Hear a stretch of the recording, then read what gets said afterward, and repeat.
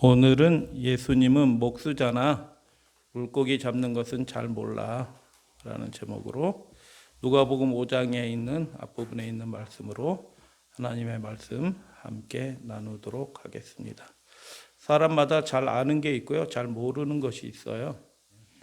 그런데 우리의 삶을 인도해 주신 분이 누구이시냐? 만나 주시고 인도해 주셨기 때문에 우리가 예수님 안에 있게 된 거다. 그래서 지금 우리가 예수님 안에서 믿음 생활을 하는 것은 사실은 기적과 같은 일인데 예수님이 끝까지 우리를 만나 주셨고 인도해 주셨기 때문에 우리가 주님 안에 있게 되었다라는 것입니다. 누가복음 5장의 전반부의 말씀인데요. 1절부터 보면 무리가 몰려왔다라고 얘기합니다. 사람들이 많이 몰려와서 예수님이 마땅히 설교할 자리가 없어서 게네사렛 호숫가에 서서 배 두 척이 있는 것을 보시고 어부들이 배에서 나와서 그물을 씻는지라. 그물을 씻는다는 얘기는 무슨 뜻이냐 하면 그날 어업이 끝나서 이제 다 정리하고 들어가려고 하는 중이다. 그래서 밤새도록 수고하였기 때문에 그들이 이제 빨리 마치고 들어가서 한숨 좀 자야 되는 시간이다. 그래서 힘든 시간이다.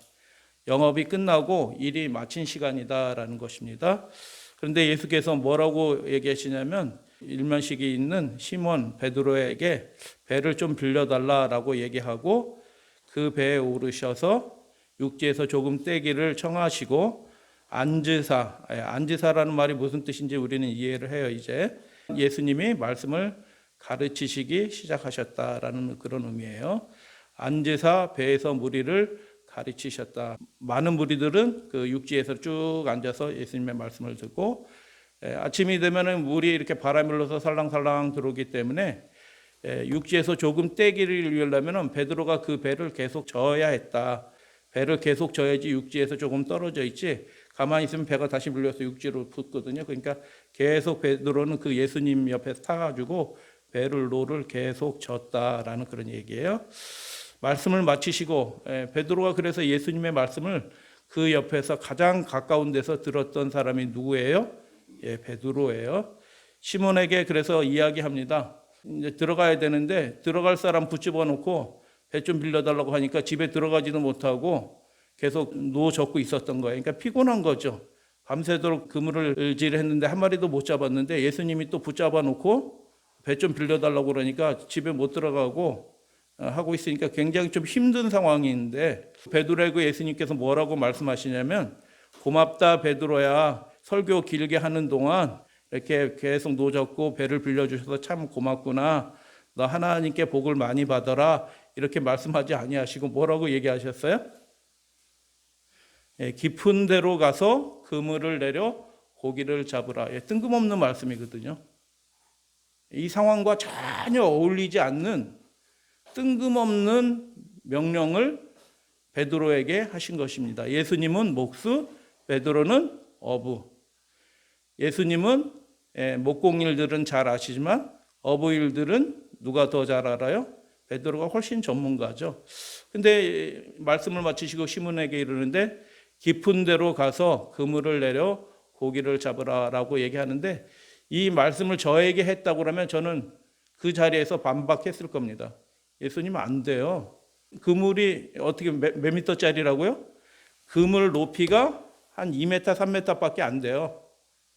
그래서 갈릴리 바다 30m, 50m 되는 그 깊은 데에서 그 2m짜리 그물 가지고 고기를 잡을 수가 있어요? 없어요? 없어요. 이건 투망이 아니거든요. 길게 이렇게 그물을 끌고 가서 얕은 곳에서 그 물고기가 나왔을 때 이렇게 돌아서 양쪽 육지에서 사람들이 이렇게 끌어내서 하는 그물이에요. 깊은 데로 가서 그물을 내려 고기를 잡으라. 이 명령은요, 도무지 안 되는 명령을 하신 겁니다. 어떤 일을 시킬 때 이렇게 하기 때문에 일을 이렇게 해주면 고맙겠다 하면은 그래요 하고 이해하고 그 일을 하면은 일이 훨씬 쉬워요. 그런데 예수님은 그거 설명하지 않으시고 다짜고짜 물고기 잡는 전문가한테 목수가 뭐라고 얘기하냐면 깊은 데로 가서 그 한낮에 깊은 데로 가서 갈릴리 바다는 맑아요. 그래서 배만 지나가도 고기가 어떻게 해요? 다 이렇게 피하거든요. 그런데 그 벌건 대낮에 더군다나 깊은 데 가서 그물을 내려 고기를 잡으라? 이야, 있을 수가 없는 일이거든요. 여러분, 예수님의 명령이 어떨 때는 이해가 안 되는 명령을 우리에게 하셔요. 그런데 그 이해가 되지 않는 명령이 누구에게 유익이 되도록 말씀하시냐 하면 그 명령을 받아 순종하는 사람들에게 이유를 설명하지 않으셔요. 그렇게 해라. 저는 어렸을 때 이 설교를 많이 여러 차례 들었는데 시몬이 아주 믿음이 훌륭한 것처럼 얘기해요. 근데 믿음이 훌륭해서 그런 게 아니에요. 시몬이 믿음에 훌륭해가지고 선생님, 우리들이 밤이 새도록 수고하였으되 잡은 것이 없지만은 말씀에 의지하여 내가 그물을 내리리라. 이게 너무 믿음 좋게 번역을 해놔서 그렇지 이게 사실 믿음 있는 소리가 아니에요. 제 이유를 말씀드릴 거예요. 밤이 새도록 못 잡았어요. 그러면은 그날은 공친 건데 벌건 대낮에 깊은 데 가서 그물을 내려서 고기를 잡으라? 이건 가서 고생 한 번 더 해라 이런 뜻이에요. 한 마리도 못 잡아요.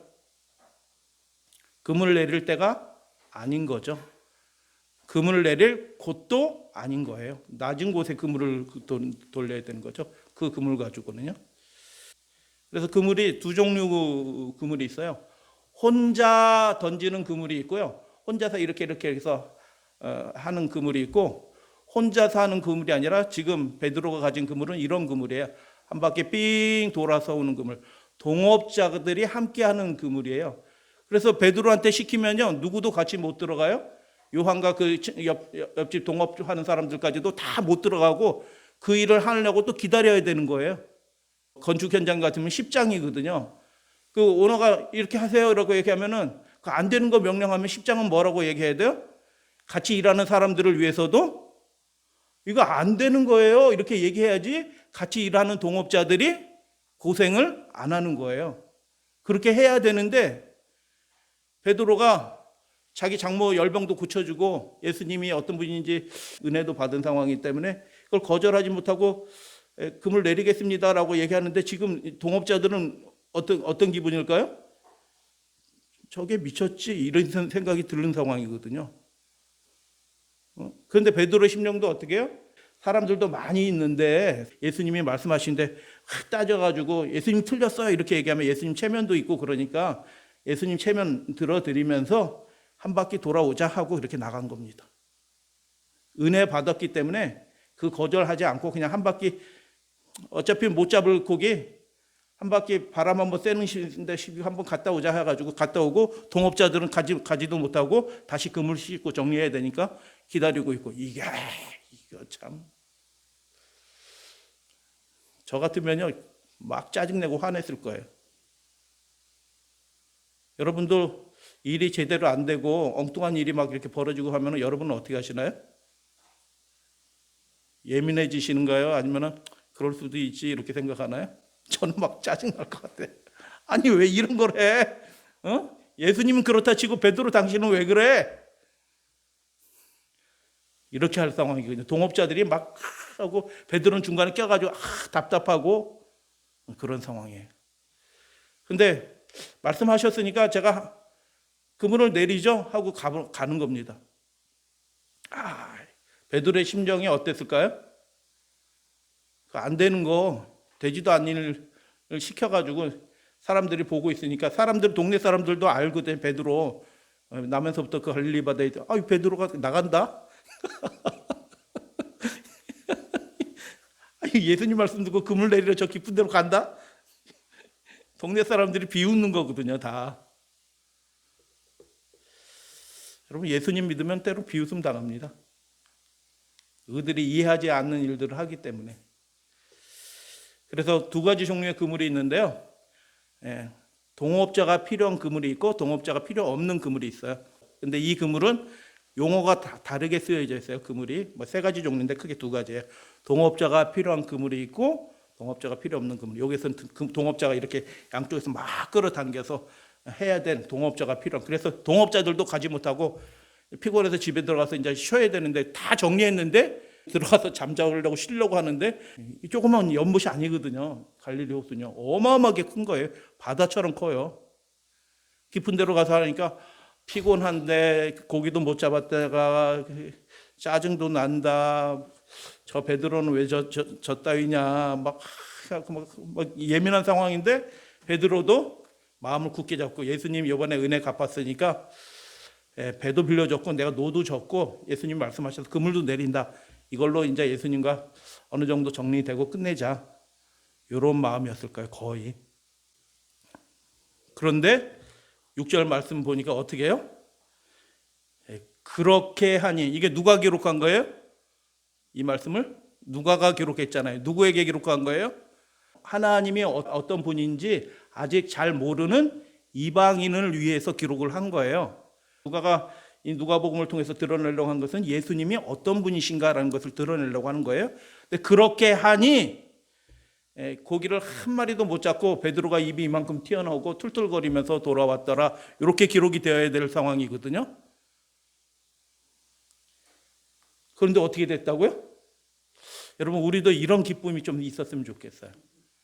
예수님이 명령하셨는데 안 될 것 같은데 우리 교회한테 이렇게 하라고 하셨는데 안 될 것 같은데 순종해서 했더니 하나님이 놀라우신 일을 해주시는 그런 경험. 그래서 한두 사람이 변화되는 게 아니고 베드로만 깜짝 놀란 게 아니에요. 그죠? 베드로만 놀란 게 아니고 동업자들이 다 보고 입이 딱 벌어진 겁니다. 야고보, 요한 다 포함해서 다. 그래서 한 사람이 변화되는 게 아니고요. 집단이 변화되는 그 공동체가 한꺼번에 은혜 받는 일들이 하나님께서 주시게 되기를 주님의 이름으로 그렇게 축복하고 그렇게 기도합니다.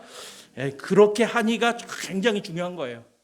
굉장히 미심쩍었는데 하고 싶지 않았는데 말 대답하면서 그거 안 돼요 라고 얘기하고 싶었는데 아무 얘기하지 않고 선생님이 말씀하셨으니 제가 그렇게 하겠습니다 하고 그렇게 깊은 데로 배 접고 다시 나가서 모터보트가 아니거든요. 모터보트가 아니에요. 거기까지 나가는데도 힘들어요. 사실은. 나가서 그물을 내려서 이렇게 해서 했는데 고기를 잡은 것이 어떻게 했다고요? 극적인 상황이에요. 바로 앞부분에서는 어떻게 해요? 한 마리도 못 잡은 상황인데 목수이신 예수님 말씀을 듣고 그렇게 하니 어떻게 됐다고요? 여러분 그물 찢어지는 그물 혹시 보셨나요? 물고기가 너무 많이 잡혀가지고 이건 극적인 상황이거든요. 너무너무 많이 잡혀가지고 근데 그 그물이 어떤 그물이라고요? 밑에가 뻥 뚫린 그물이라 2m, 3m밖에 안 되니까 이렇게 치는 그물인데 물고기는 여기 있으니까 안 잡히는 그물인데 이렇게 치는 그물에 어떻게 물고기가 잡혔지? 근데 그물이 찢어질 정도로 물고기가 잡혀서 완전히 다른 상황이 벌어진 거예요. 할렐루야 아멘. 이에 다른 배에 있는 동무들을 함께 일하는 사람들을 불러가지고 이거 큰일 났다. 우리 거 가지고 안 된다. 배 한 대 더 띄워라. 빨리 와서 잡아라. 해가지고 양쪽에서 원래는 한 대로 이렇게 해서 돌아오는 건데 한 대가 더 나가서 양쪽에서 이렇게 끌고 들어온 것입니다. 그래서 육지에서 이렇게 하는데 동네 사람들도 보고 동업자들도 보고 이렇게 끌어당기는데 기네스북에 올라간 겁니다. 지금까지 그 갈릴리 바다에서 그 어떤 사람도 잡아보지 못한 어마어마하게 많은 물고기들을 잡은 것입니다. 2배에 채웠는데 어떻게 했다고요? 잠길 정도로 물고기를 많이 잡았어요. 이게 굉장히 희귀한 사진인데 지금으로부터 한 120년 전에 갈릴리 바다 사진이에요. 그때 배나 1986년 가뭄 때 갈릴리 바다 진흙치기에서 베드로 배라고 하는 불려지는 예수님 당시에 거의 그 배가 발견돼서 비슷하죠? 그렇게 큰 배가 아니기 때문에 이게 가득 잡았으니까 이 배가 거의 잠기게 될 정도로 잡은 거예요. 질문 드리겠습니다. 베드로의 배가 좋아서 고기를 많이 잡았다. OX? 그러면은 베드로가 기술이 좋아서 고기를 많이 잡았다. 맞아요? 틀려요? 그것도 아니에요. 그러면 어떻게 그렇게 고기를 많이 잡게 됐어요? 예수님께서 말씀하신 그것을 말씀하신 대로 해봤더니 그런 일이 벌어졌다라는 것을 기록을 해놓은 거예요. 경험적으로 불가능한 것을 해봤자 의미 없는 일을 예수님은 명령하신 것입니다. 여러분, 이 시대에도 우리가 어떤 일을 하면 그 일을 가지고 우리 동네나 바뀌겠나, 우리 읍이나 바뀌겠나, 우리 시나 바뀌겠나, 이런 일들을 우리가 해요. 지금도 집집 방문해봤자 몇 집 방문해요. 그 의미 없는 일처럼 보여요. 근데 주님께서 하라고 하시거든요. 근데 그 의미 없는 일, 경험적으로 해도 별로 될 것 같지 않은 일들을 명령하시는 거예요. 그 명령하신 그 일들을 수행했더니 그물을 지금 씻고 있는 중이에요. 그물을 다 정리해가지고 끝났는데 베드로야 던져라 이렇게 얘기하신 거예요. 그런데 베드로가 얼굴 표정이 어때요? 어떤 때보다 물고기를 많이 잡았어요. 베드로의 표정. 행복한 표정? 다른 걸 봤습니다. 베드로는 어부기 때문에 물고기를 많이 잡으면 기뻐해야 할 사람이에요. 좋아라 해야 할 사람이에요. 근데 베드로가 물고기를 그렇게 가득 채우게 잡았는데 베드로가 어떻게 해요? 지금 두려워하는 겁니다. 시몬 베드로가 그 장면을 보면서 어떻게 했어요? 예수의 무릎 아래 엎드렸다라고 얘기하는 겁니다.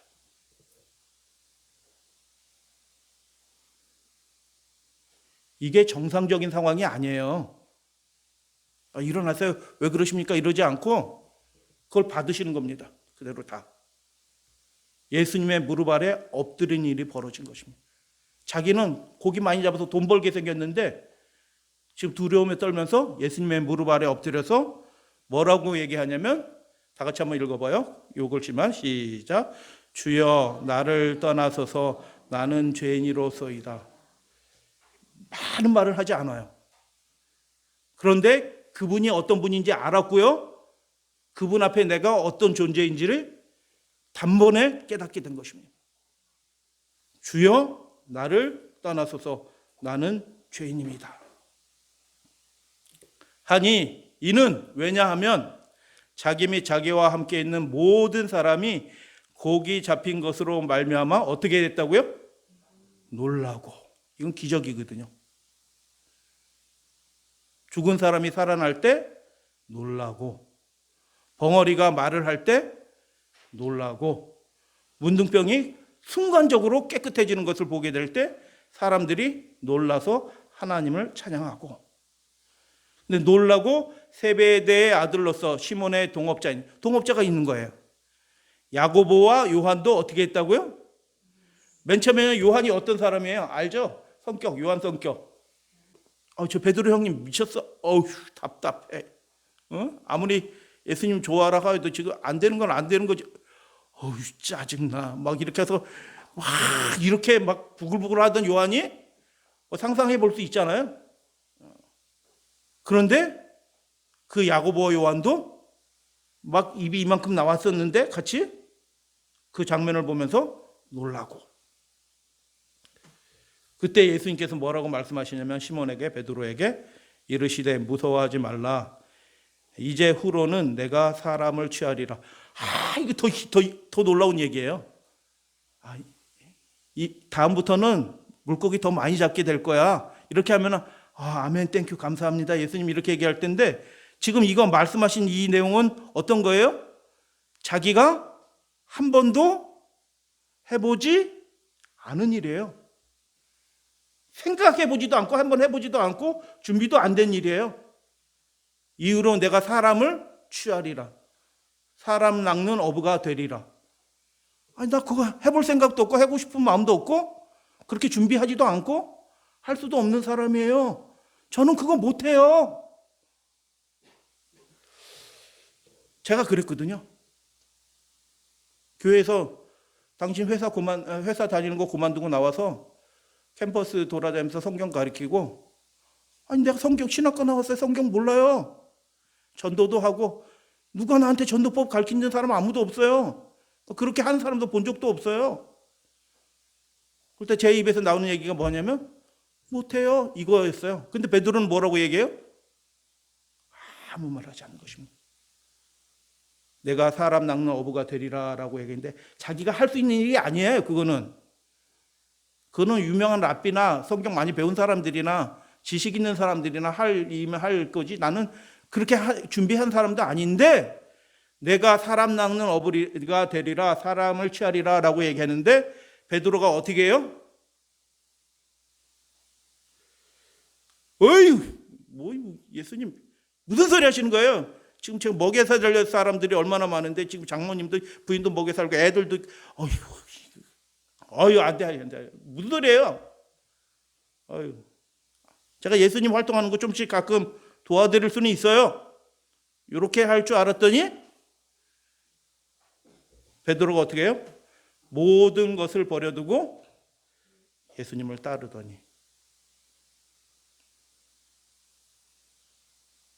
앞에 것보다 뒤에 게 훨씬 더 베드로에게는 불가능한 일을 명령하신 겁니다. 그런데 훨씬 더 불가능한 일, 생각해 보지도 않았던 그 일들을 하라고 하는데 베드로가 그물도 버려두고 아비도 버려두고 그리고 배도 버려두고 그 즉시로 다 버려두고 예수님을 따라갔다. 이야, 이건 놀라운 일 아닌가요? 어떻게 이런 변화가 가능했는가? 그래서 그물은 저 위까지뿐이 안 와요. 아무리 내려도 저 위까지밖에 안 온단 말이에요. 물고기 안 잡혀요. 그런데 베드로가 그물을 이렇게 들이는데 그 밑이 뚫린 커다란 그물 30m, 50m 되는 그 밑이 뚫린 긴 건 한 200m 돼요. 그 그물을 이렇게 들이러 한 바퀴 돌아오는데 저 검은 밑에서 물고기들이 아주 기쁜 마음으로 눈을 동그랗게 뜨고 꼬리를 힘차게 흔들면서 그 그물 안으로 올라오는 것을 베드로가 그 물고기들의 눈을 보면서 깜짝 놀란 겁니다.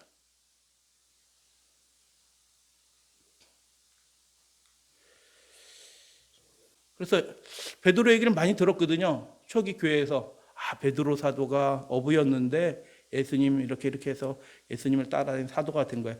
그런데 어부인데 왜 어쩌다가 예수님을 그렇게 따르는 사도가 되었어요? 궁금할 거 아니에요. 그거에 대해서 누가가 그 초기 교회의 여러 공동체 사람들에게 알리고 로마에 있는 뭐 교회 이방인들 교회에도 알게 되길 바라는 마음으로 예수님은 이런 분이시고 그를 따르던 사람들은 이렇게 해서 예수님을 따르게 됐어라고 기록한 내용이 중에 하나가 누가복음 5장이에요. 그래서 구조를 통해서 잠깐 살펴볼게요. 저는 이 변화를 알파 변화라고 이름을 줬어요. 알파 변화. 베드로가 변화됐죠? 완전한 변화를 경험한 거예요. 어부가 그 일을 그만두고 예수님 따라가는 거거든요. 저는 그래서 이 변화를 알파 변화라고 얘기를 합니다. 배를 내어줬어요. 배를 좀 빌려달라고 얘기하니까 예 그렇게 하시죠 하고 예수님께 배를 내어줬어요. 근데 맨 마지막 장면 11절을 보니까 어떻게 돼요? 배를 육지에 대고 배를 어떻게 해요? 배를 버리고 예수님을 따라요. 원래 누구 배예요? 자기의 배예요. 그래서 예수님께 빌려줬어요. 근데 그 자기 배를 나중에는 어떻게 해요? 버리고 예수님을 따르는 것입니다.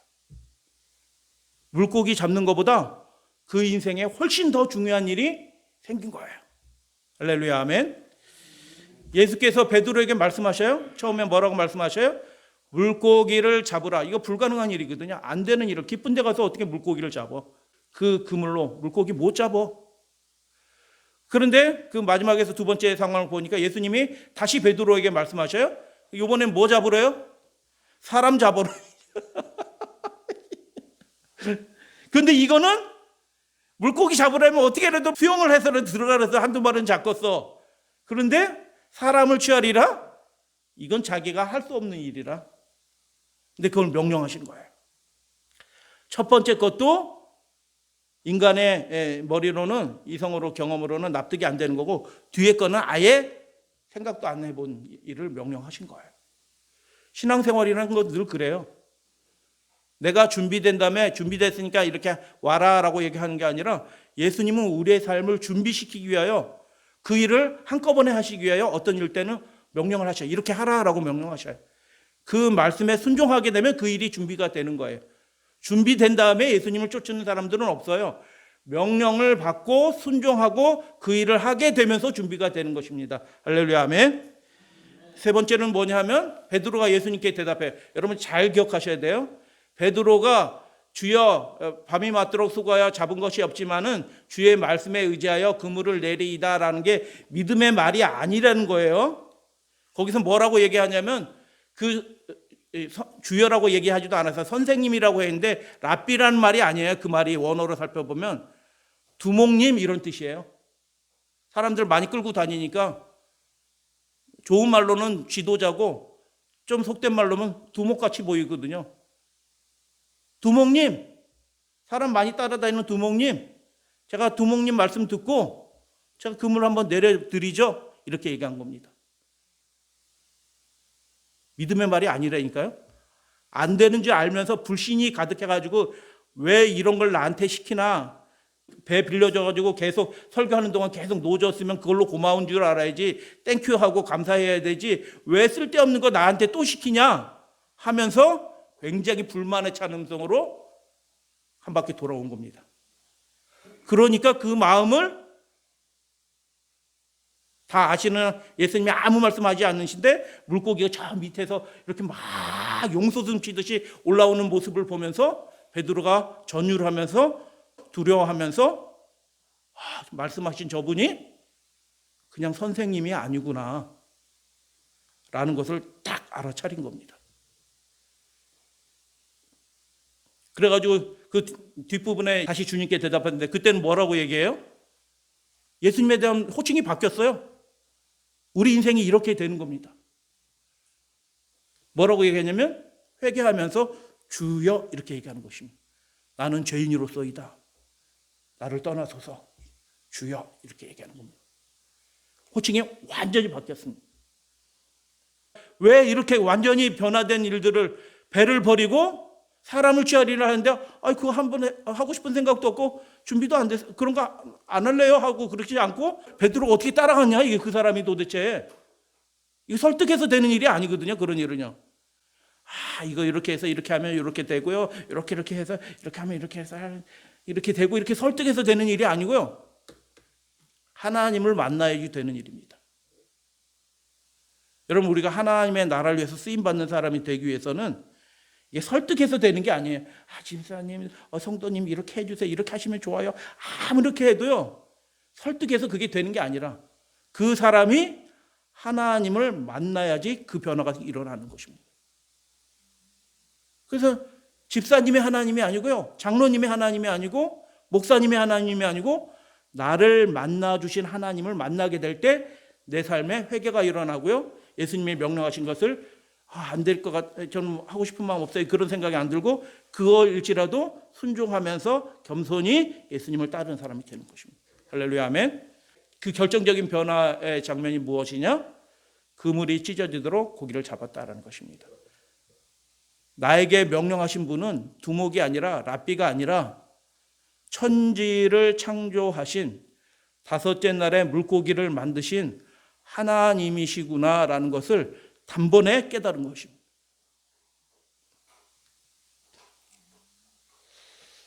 그래서 베드로가 이 깨달음이란 게 그러잖아요. 일일이 다 설명하지 않아요. 그러나 한순간에 이게 모든 것들이 다 확 변화되면서 모든 것들이 한순간에 다 전복되면서 방향전환이 탁 일어나요. 이 배가 내 건 줄 알았더니 이 배가 실제는 누구 거다? 예수님 거구나. 이 갈릴리 호수가 다 우리 마을 호수라서 우리가 돈 버는 우리 호수인 줄 알았더니 이 호수도 예수님 거구나. 저 물고기도 사실 하나님 거구나. 주인이신 분이 저분이시구나. 온 천지와 만물이 다 순종하는구나. 귀신을 명하니까 귀신도 도망가는 거구나. 병들을 꾸짖으시니 병을 꾸짖었다는 표현도 나오잖아요. 병을 꾸짖으시니 병이 물러가는 거구나. 아, 저분이 하나님이시구나. 나에게 부탁하시는 분이 하나님이시구나. 알게 된 것입니다. 자기 눈으로 경험하게 된 것입니다.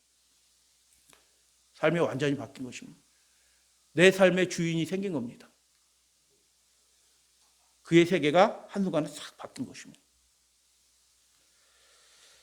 그래서 예수님과의 만남은 인생을 쩍 갈라지게 하는 전환점이 됩니다. 아멘. 맘만 먹으면 할 수 있는 일을 처음에는 도와달라고 해요. 예수님을 만나는 경험이 그런 거예요. 처음부터 어려운 거 하라고 하시지 않아요. 그런데 할 수 있는 것을 도와달라고 하시는데 그 과정에 순종하면서 따라가다 보면 예수님을 살아계신 하나님 만나게 되는 겁니다. 위대한 변화는 그래서 작은 순종에서 시작됩니다. 다만 예수님은 이제후로 내가 사람을 취하리라 라고 말씀하셨는데 그는 어부였고 그 일을 한 번도 해본 적이 없는 사람이었습니다. 그럼에도 불구하고 그는 왜 나는 못합니다. 나는 그 일을 해본 적이 없습니다. 라고 말하지 않습니까?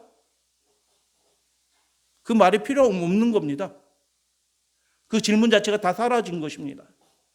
말씀하신 그분이 천지를 창조하신 하나님이시라는 증거를 자기가 본 것입니다. 그 하나님을 만난 거예요. 천지를 창조하신 하나님 앞에 내가 있구나 하는 그 두려움 가운데 자기가 있게 된 것입니다.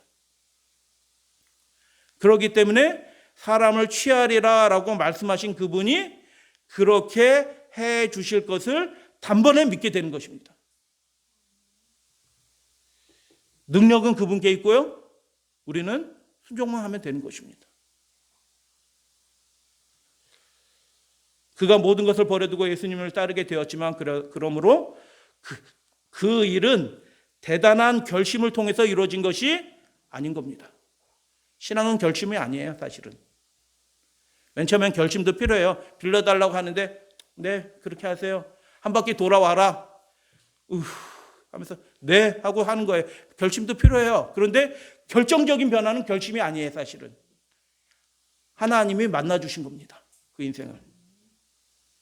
그러기 때문에 그 일이 벌어지는 거예요. 그래서 그 전에 안 되던 모든 일들이 한순간에 다 예스 되는 것입니다.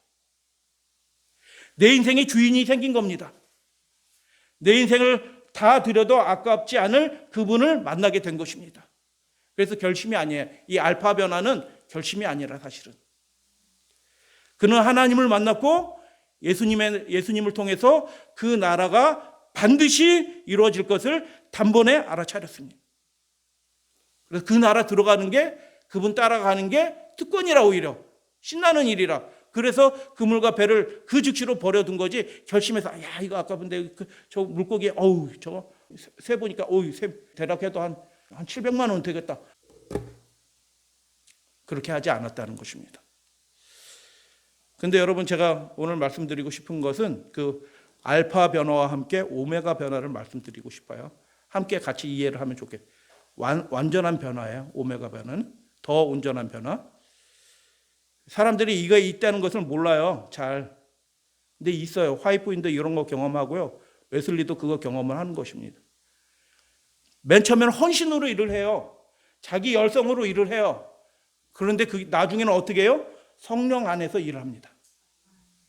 육신이 하나도 안 드러나고 오직 하나님의 영광만 드러나는 성령의 능력으로 일하는 사람으로 변화가 돼요. 다시 바닷가에서 만나 주십니다. 예수님의 십자가와 부활 후에 다시 만나 주셨는데 그때는 예수님이 뭐라고 말씀하시냐면 얘들아 고기를 많이 잡았냐? 이렇게 물어보니까 예수님이 이제 모르고 한 마리도 못 잡았습니다. 이렇게 얘기하니까 예수님이 오른편으로 그물을 던져라 이렇게 얘기하시니까 오른편으로 그물을 던졌더니 역시 동일한 일이 벌어졌어요. 그러니까 직감적으로 우리에게 말씀하신 저분이 저 멀리 떨어져서 바닷가에서 지금 큰 소리로 말씀하셨는데 저분이 누구시다? 예수님이시다. 부활하신 예수님이다라는 걸 딱 알아차리고 우리 그때 다락방에서 만나주셨던 그 예수님이 여기 만나기로 한 장소에 나타나셨구나 하고 베드로가 첨벙첨벙 뛰어내려가지고 주여 하면서 달라고. 베드로가 참 예수님을 사랑했던 제자인 것 같아요. 예수님을 만나기를 기뻐했던 거예요. 사실 기다렸던 거예요. 예수님. 예, 돌아가시 전에 그 갈릴리에서 만나기로 약속을 했거든요. 그래서 뭐 기다리면서 할 거 없어서 옛날 하던 거 하고 있지만 사실 베드로는 누구 만나기를 원했어요? 예수님 기다렸던 거예요. 그래서 주시다 하고 탁 뛰어내려가지고 예수님께 야, 물고기 다시 챙겨서 와라. 급하게 그러지 말고 그렇게 얘기하셔요. 그래서 저는 이걸 오메가 변화라고 얘기해요. 왜냐하면 그는 물고기들이 그물로 올라오는 것을 보다 더 놀라운 걸 봤어요. 그분이 모든 인류의 죄를 위해서 그 피가 땀이 흘리도록 기도하시면서 그 순환을 겪으시면서 돌아가시는 장면도 보았고요. 그리고 다시 부활하신 분 것도 봤어요. 더 놀라운 것도 봤습니다. 그리고 베드로에게 뭐라고 얘기하셔요? 그때는요. 이 말씀을 하시면 베드로에게 이제 자세히 말씀하셨는데 네가 어떤 삶을 살 건지 예수님이 자세히 말씀해 주셨어요. 성경에는 기록이 안 됐지만 이 말씀을 하시면 베드로가 어떠한 죽음으로 하나님께 영광을 돌릴 것을 가리키심이라. 너 죽을 거야 이렇게 얘기한 겁니다. 그냥 죽을 거라고 얘기하면서 죽을 사명을 맡기는 거잖아요. 내 양을 먹이라. 그렇게 하다 보면 죽는 거예요. 결과는 그 끝은 정해진 거거든요. 어떠한 죽음으로? 그래서 우리가 믿음 안에서 주님의 일을 열심히 하다 죽는 것도 하나님께 영광이라. 할렐루야 아멘. 하나님을 믿는 믿음은요. 그래서 세상 사람들이 이해할 수가 없는 거예요. 이 말씀을 하시고 베드로에 이르시되 나를 따르라 하시고 이렇게 이제 말씀하시는 거예요. 나를 사랑하냐, 나를 사랑하냐 이렇게 해서 말씀하시고 내 마음을 먹이라 했는데 베드로가 뭐라고 얘기해요? 죽는다고요? 심각하게 고민 빠져서 그 부자 법관처럼 마태복음 19장 근심하며 가니라? 그렇지 않아요. 베드로가. 예수께서는 이렇게 말씀하심으로 베드로가 어떤 모양으로 죽을 것을 그에게 알게 하셨어요. 더욱이 십자가 위에 그 손을 펼 것까지 예언하셨어요. 십자가에 매달려서 죽을 것을 예언하셨습니다. 다시 예수께서는 그의 제자들에게 나를 따르라고 명하셨습니다. 그리고 베드로는 그 계시로 자기가 그렇게 고난받고 죽게 될 것으로 인해서 낙담하지 않았다. 할렐루야 아멘. 나를 만나주신 예수님, 다시 만나주신 예수님, 내가 그렇게 예수님을 부인하고 저주하면서 부인하기까지 했는데 나를 긍휼히 여기신 예수님, 그 예수님을 위하여 어떤 죽음이라도 기쁜 마음으로 감수해야겠다라고 그런 마음이 가득한 겁니다. 할렐루야 아멘. 제가 요 변화를 오메가 변화라고 얘기하고 싶습니다. 우리는 알파 변화는 어느 정도 다 경험한 거라고 저는 믿어요. 예수님을 따라가고 있어요. 근데 예수님을 위해서 내 모든 것을 다 드려도 예수님 감사해요. 제가 주님을 위해서 그렇게 할 거예요. 주님을 위해서 죽음을 당하고 고난을 당해도 저는 그게 기뻐요. 이게 오메가 변화인 것입니다. 물고기를 잡던 사람이 배를 버리고 예수님을 따랐어요. 알파 변화입니다. 물고기를 잡던 사람이 사명을 위해서 살다가 십자가에서 죽었습니다. 오메가 변화입니다. 그 위대한 전환점들을 만난 사람들이 예수님을 따랐던 사람들이에요. 어떤 사람들은 나로 먼저 가족에게 작별케 하소서라고 얘기했는데 예수님은 쟁기를 잡고 뒤를 돌아보는 자는 하나님의 나라에 합당하지 않다라고 거절하셨어요. 나로 먼저 부친의 장사를 하게 허락하옵소서라고 이렇게 했는데 예수님은 그 사람을 거절한 것입니다. 베드로와 요한, 야고보는 고기를 잡는 도중에 예수님을 쫓았어요. 마태는 이게 다 알파 변화예요. 이 변화는요. 마태는 부르실 때 세관 자리에서 즉시로 떠나 예수님을 쫓았다. 이 변화는 다 알파 변화라는 것입니다. 지금 성도들의 수준에는 이게 완전한 변화처럼 보이는데 그 2000년 전으로 돌아가면 이거는 예수님을 따르는 사람들의 첫 변화예요. 첫 변화. 오메가 변화는 자신의 삶 전전준제를 다 주님께 맡긴 겁니다.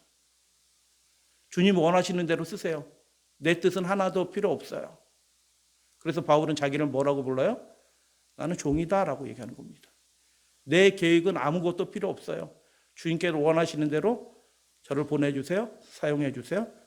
베드로도 그걸 경험한 것입니다. 만나주심이 없었다고 하면, 그런데 그게 베드로의 결심으로 된 것이 아니라 만나주셨기 때문에 그렇게 됐다. 할렐루야, 아멘. 예수님이 만나주심이 없었다면 베드로는 이름 없는 갈릴리 어부였어요. 그 다시 만나주심이 없었다고 하면 베드로는 실패한 예수 추종자로 남았을 거예요. 근데 다시 만나주신 것입니다. 그래서 단계를 3단계로 구분을 하면 어부 베드로가 있어요. 그 나쁜 사람 아니에요. 하나님을 믿던 유대인이라 나쁜 사람이 아니라. 그런데 예수님이 만나주시고 예수의 제자로 삼아주셨습니다. 할렐루야, 아멘. 배와 그물을 버려두고 예수님을 따랐어요. 그게 첫 변화예요. 그런데 나중 변화는 어때요? 순교자, 사명자로 살게 되는 것입니다. 죽을 것을 알고도 주님의 사명을 완수하기 위해서 자신의 삶을 다 드리는 것입니다. 그래서 이 첫 번째 변화, 두목님이 주여로 바뀐 것입니다. 근데 그 변화가 어떻게 해서 일어났냐? 예수님의 명령을 수행하다가 그것을 경험하는 겁니다. 그래서 그 예수님을 만나는 방법이 뭐냐 도대체. 예수님이 찾아오셔서 만나주시는데 그 만나는 방법이 뭐냐? 예수님이 우리한테 명령하시는 그 불가능한 것처럼 보이는 그 명령을 따라서 하는 사람들이 예수님 만나게 되는 것입니다. 살아계신 하나님의 역사를 보는 것입니다. 할렐루야, 아멘. 이게 알파 변화고요. 오메가 변화는 어떻게 해요? 우리가 그렇게 살다가 봐도 실수도 하고 실패도 해요. 그런데 다시 살아나시는 주님이 계시다는 것, 나를 끝까지 붙들어 주신다는 것을 알게 되면서 내가 죽는 거 그렇게 심각한 문제 아니구나. 내가 해결하지 못한 문제들이 많이 있는데 그거 중요한 게 아니구나. 이분이 다 알아서 하실 거구나. 내 자녀들, 내 친척들, 돌보지 못했던 또 다른 문제들, 그런 건 나 못하게 됐는데 그거 문제가 될 게 아니구나. 이분이 다 알아서 하실 거구나. 그래서 십자가를 바라보고 그 빈 무덤, 부활하신 예수님을 바라보고 다시 만나주신 예수님이 내 양을 먹이라 치라라고 말씀하실 때 다시 그 명령을 받게 되는 것입니다. 근데 준비된 상태에서 사실 그걸 받게 돼요. 이걸 저는 오메가 변화. 그래서 오메가 변화를 경험한 사람들이 뭘 경험을 해요? 알파 변화는요, 확신이에요. 하나님이 살아계시구나. 하나님 진짜 계시고. 확신이에요. 근데 오메가 변화는요, 그런 게 아닙니다. 그 의지조차도 다 성령 안에서 다 녹아서 모든 것들이 성령이 원하시는 대로 바라시는 대로 다 생각도 원하는 바대로 다 이루어져요. 확신으로 믿고 따르는 것도 훌륭한 거지만 그 다음에는 성령 안에서 모든 일들이 다 이루어지는 것입니다. 할렐루야, 아멘. 첫 번째는 생활 문제를 내려놓게 돼요. 그물을 버려두잖아요. 생활 문제를 염려하지 않아요. 근데 나중에는 어떤 걸 염려하지 않아요? 죽는 것을 염려하지 않는 것입니다. 그리고 그 오메가 변화를 경험한 사람들에게 뭐가 내려요? 성령이 내리는 것입니다. 여러분, 늦은비 성령이 어떤 사람들에게 내릴까요? 이 오메가 변화가 이루어진 사람들에게 완성되었다는 표로 인이 쳐지면서 늦은비 성령이 그 사람들에게 내려요. 그래서 여러분, 우리가 세상에 욕심을 두지 않고 염려하지 않고 우리 죽음까지도 염려하지 않고 우리 삶의 모든 것들을 염려하지 않고 다 주님께 드린 그 사람이 되도록 우리를 만나주셨어요. 할렐루야, 아멘. 그리고 인도해 주고 계셔요. 그리고 결국 이렇게 되게 예수님이 해주시는 거예요. 그리고 완성하게 해주시고 성령을 내려셔서 예수님이 원하시는 그 일, 복음 사업을 마치시는 일을 하게 되는 것입니다. 알파 변화는 경험하셨어요. 그런데 우리가 경험해야 될 것은 뭐예요? 성령 받기 위해서 이 세상 모든 것들이 다 주님의 손 아래 있구나, 통제 아래 있구나, 돌보신 가운데 있구나, 내가 염려할 거 없고 내 삶을 다 주님께 드린 게 내게 특권이구나, 복이구나. 할렐루야, 아멘. 부르심을 받은 사람들에게 주어진 명령과 특권이 있어요. 사람을 취하리라라고 얘기했어요. 예수님의 동역자 되는 것입니다. 특권입니다. 내 이름으로 구하게 될 것입니다. 아버지께서 이루어 주실 것입니다. 하나님이 일하시는 것을 보게 돼요. 목격자고 증인이고 예수님과 동행하는 사람이 되고 더군다나 예수님과 고난을 함께 받는 사람이 돼요. 어린 양의 생명책에 그 이름이 기록이 되게 될 것입니다. 그리고 그들은 영원한 상급을 받게 됩니다. 할렐루야, 아멘. 그리고 보좌에 함께 앉게 하여 주리라. 그래서 심판하는 권세를 받게 될 것입니다. 그 사람은 어떤 사람이라고요? 예수님이 만나주신 사람이고요, 다시 만나주신 사람. 알파 변화를 경험한 사람이고요, 결과적으로 어떤 변화도 경험한 거예요? 오메가 변화. 삶의 모든 것들이 다 주님 안에 있는 겁니다. 완전한 변화들을 경험하게 되면 그 변화를 겪은 사람들이 되도록 하나님이, 예수님이 계속 그렇게 인도해주고 계신다. 우리 사랑하시는 믿음의 가족들이 그렇게 예수님 만나주실 때, 만나주시기 위해서 명령하신다라고 말씀했어요. 이거 안 되는데, 힘든데, 이거 못할 것 같은데 하는 것을 명령하는데 순종하게 되면 그것을 통해서 살아계신 능력의 하나님들을 만나게 된다. 할렐루야, 아멘.